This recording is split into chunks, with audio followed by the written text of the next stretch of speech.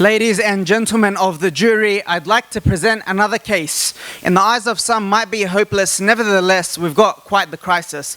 Politicians who capitalize on consumerism and let their tokenism swallow us whole like olives in the pole and spit us out like the pit right after. Because multiculturalism is not assimilation. Celebration is not the secularization of religious events, and culture can be appreciated without wiping out names and significance.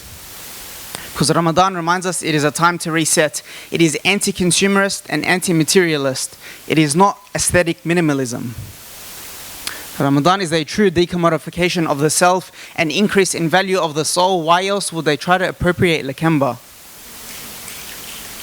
And if you ever thought to question racism and Islamophobia, look at the hypocrisy in reporting and reaction when there's no justice nor retribution for the scarved sisters attacked in Melbourne, but 35 million pledged for a synagogue thanks to Dutton.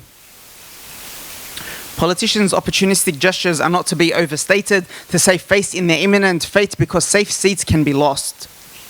Again, read the reports on the Islamophobia register. You'd fill encyclopedias with reports filed by sisters.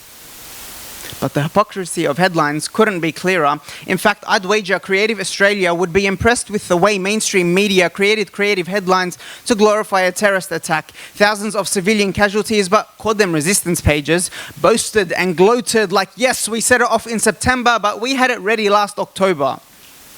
Do I need to give the hypothetical headline of this crime if it was Ukraine and Russia?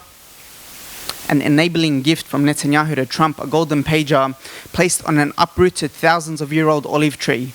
But the headlines read, new hate speech laws.